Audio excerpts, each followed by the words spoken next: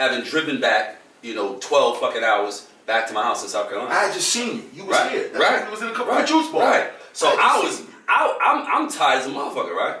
I get in, get into bed. It's like fucking 11 o'clock in the morning. I'm going to bed. I get a call from somebody. I can't remember who it was.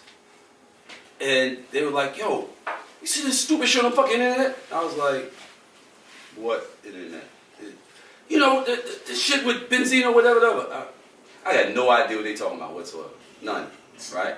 So I was like, nah, I'm going to sleep. Right? I just got I'm going to sleep. Okay, cool. So I wake up maybe 2 hours later.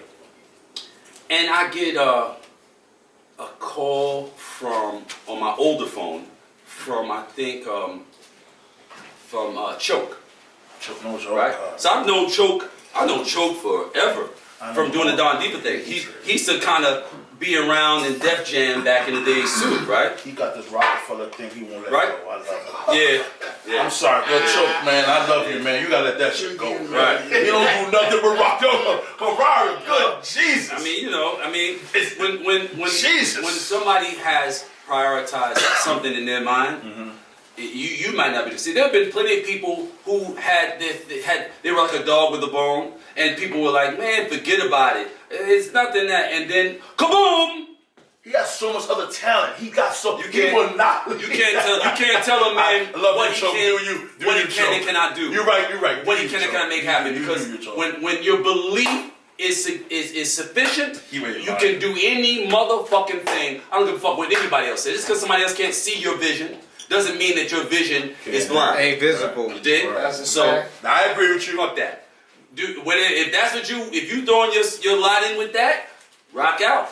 Just be prepared for it to do what it do or do what it don't. You said it was 11 o'clock in your crib. So I get up and Choke called me. So I was like, yo, what's up? He said, yo, you seen this shit on the internet? Some shit with you and Zeno at the hotel, whatever. And I'm like, I don't know what the fuck you talking. I hadn't probably seen Ray at that point. I probably hadn't seen him in 18 months. Damn. You know what I mean? Like, we talk from time to time, but I'm busy as a motherfucker. You know what I mean? And he running all over the place trying to get to what he can get to. So I'm like, what? I don't know what the fuck you talking about. Like, I have no idea what you could be referencing. So he goes, I'm gonna send it to you. So he sends it to me, and I'm like, I have no idea what this is. Still bugging. I don't know. I'm looking at this video. I don't know what this is. Doesn't occur to me that cops wear cameras. Yes. That doesn't occur to me at all, right? So I'm looking. I'm like, and I see Ray, and I'm like, that's not me. Because my mind, I have no recollection of this interaction. That's because it was 4 years before that. Damn. Somebody trying to get views. Like I tell you, fuckery. So I'm like, I remember this. Okay, so I know what this is about. I'm like, so what's the deal? What's going on here?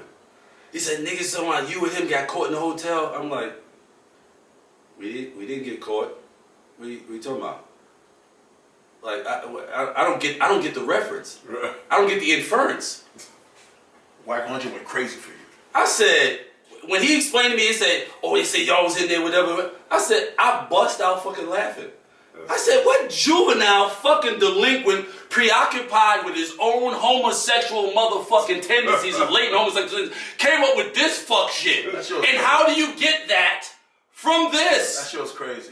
How do you get that from this? Ron said that. What are you fucking retarded? Hanging out, Kirk and me Who share made this room. up? Ron A and me share child? room. Me and Kylie share room. That shit was bullshit. Because me and Ron cheat. Ron is cheat. Ron is not gonna go get one room. Gary, we gonna get a baby. I'll share it with Kirk. We ain't gay. Ron gonna share it. That was so cool. CAVARIO, we said that. Wack 100 said that. You remember that? Wack 100 went crazy. Wack 100 went crazy for you. He said motherfuckers can't share a room. Shout out to Wack. Shout out to Wack. There was a real gay guy trying to talk shit. Wack went off on that motherfucker. He said friends can't share their rooms. Guys can't. I've been on the road many times. I've never met him. Look it up. Wack went crazy. Like I said, if I'm on the road, I know me wrong shit on the road. We from the beginning. Kylie was shit. Kirk and shit. And Kirk and me. I ain't gonna tell me Kirk and me and Kirk. I ain't get no rooms. Get a room, nigga. And no disrespect, if we about to play, nigga sit in the downstairs in the community room so they can finish. We've been there before. They get some pop. You gotta lay low, right, Kirk? That's the rule. Anybody who ever been on the road, they know that one. I never on the CAVARIO. Nigga go sit on the bus. Figure it out. Kirk, Bob, Pop, anybody back then. Kylie said, G, don't worry, we to LA. Kylie said, Kylie said, you got some thing going on, G. I'll just sit in the car. That's what we real. Kylie will lay low. Only a real sucker. That was whoever did that was a sucker. That was a sucker. That was a sucker. You know what I mean? That was a sucker. Not like that was a real sucker move. You know, like go sit, go chill, nigga. You know what I mean? Only a real. You should never fuck with a nigga if he ever tried to block. God, I had this on my crew. No, I go downstairs. Kirk, Kylie, Ron, we like, Ron the cheat. Ron like getting 2 rooms when we don't have to get 2 rooms. Yo, and shout out to Benzino for being a legend. Yes, shout out to Benzino. Fucking right. And being the father of a superstar. Yeah. God bless him and his daughter. Let's get Bezo clap. They been through a little thing. They been trying to kill him. He fought through that shit. They were trying to get him back. So buzz it now, buzz it. So, you know, when I get on it, like Choke was like, yo, get on the live with me, man. And you know, and talk about this shit, whatever. So, you know, I'm like, I get that, cause I don't give a fuck. Now I go back to sleep. I'm sitting out here in my home in these beautiful fucking woods, in this beautiful, you know, suburb of fucking SC, in my beautiful fucking home. And you think I'm concerned about a bunch of motherfuckers living in rat and roach infested fucking tenements talking about what the fuck? Are you out your fucking mind, man? If I was preoccupied with that kind of shit, again, I would not be here. Trying to get their views up. Man, and I'm telling you, Big Face Gary, my show growing. I'm not doing shit to hurt people's feelings, get my views up. We don't do that. We earn our keep. You gotta understand something. You gotta understand something. If you build your foundation or build your thing on shit, it will collapse. This internet shit does not go away. So if you're gonna get on screen and disparage established, respected fucking men, anybody who's ever said anything disparaging about me, like I told you before, I have never seen it. I have never watched a second of it. I have no morbid curiosity to see or hear a motherfucker say something demeaning or disparaging about me or my character that doesn't even fucking know me, has never stood before me, and if they got any motherfucking sense, they would never stand before me. And on my show, the Big Face Gary Show, you heard the story, that bullshit Benzino shit. I said it, we said it. You heard it on the Big Face Gary Show. Now, how's your prison work going? I know you're big on that. Oh man, Healthy Routines is the name of my nonprofit organization. Okay, cool. Right? And I started this, me and my brother founded it. My wife is the nuts and bolts of it. She's the director. She's a international, she works for an international corporation that she solves problems. I'm talking about like everywhere. We've been to, you know, I've been to fucking Warsaw, Poland with this shit. You know what I mean? With her job. You know, they just pay for everything. So you go with your I just go. You know what I mean? So I be doing tourist shit, but she's up in the motherfucking, you know, up in the office, you know, telling them how they need to do what they need to do, right? Okay. And you know, we have established this thing with seven HBCUs now.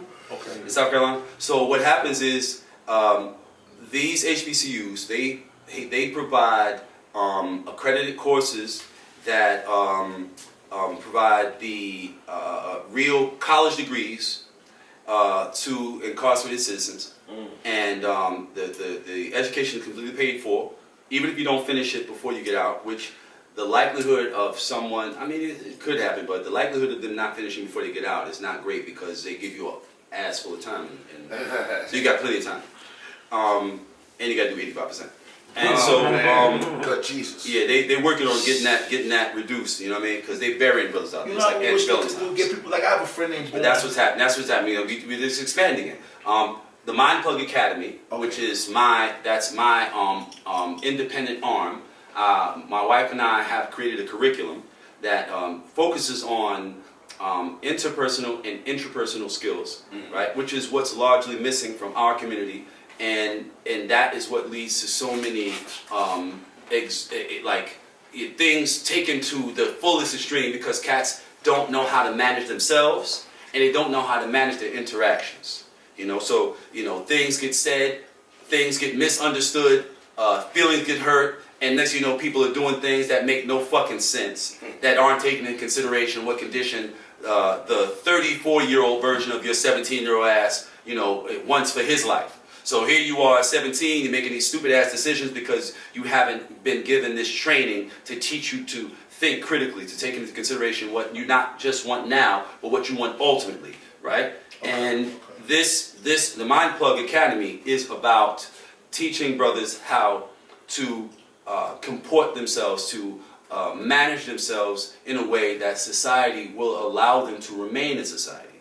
You know what I mean? And it's a skill set that is largely missing from the experience of being a young black or brown person in any city, in this country. And cats don't really get to sit down and really focus and really think and, consider and stuff like that until they're sitting on the other side of a fucking wall some goddamn with, with 50 fucking years in front of them. So we're trying to prevent that. I have a question. Like, I have a friend named Bourne. He owns two. You know Bourne. He owns just 112 and I own 34. He did a lot of time, but he has a degree. This guy is smart. Why they shut that program? CAVARIO, is there something you could do and try to start? They don't let these guys get a degree when they come. Look what Bourne did. He came out, got 2 juice bars now. Because he knew how to do business. They don't give degrees in jail no more. That's what I'm trying to tell you. They stopped it. When are they gonna bring this back? You think? Somebody run it back. What I just said. You said that, but you didn't say it. He just said. You said that, but I don't think. Okay, well, you know what? It went over my head. Okay, it went over my head a little bit. Okay, but you said it that way. But let me say from what I want to say. These guys need to do that because at least when they come home, they have a way. Education is key, bro. Yeah, they have a key. See, the thing is, a lot of people make. It's all good. A lot of people make. They make the decisions they make based upon the limit of their insight, the limit of their understanding, the limit of the information that they have. Cats, if they knew better, they would do better. There aren't enough examples being set for them. You know what I mean? That's why it's so important for people like myself and other credible messengers that have had experiences and have made the kinds of choices that these guys. There are but so many choices to make in the street. There's but so many choices, right? And once you've made them, it's just varying degrees of the same choices. More of this, less of that. But there are but a few choices, maybe a dozen choices that you make in the street. And no matter how long you're in the street, you're going to just go through a cycle of these choices over and over again. Yeah. Once you get to a certain age, like when you are, say, when you're 13. When I was 13 and I started out, all I wanted was, I liked clothes. I was a serial dresser. You know what I mean? So I spent thousands of dollars on my clothes, right? That's all you're thinking. You're not thinking about, preparing for mortgages, preparing for college tuitions for children you don't yet have. You're not thinking about securing your legacy, securing the children of the children that you haven't had yet.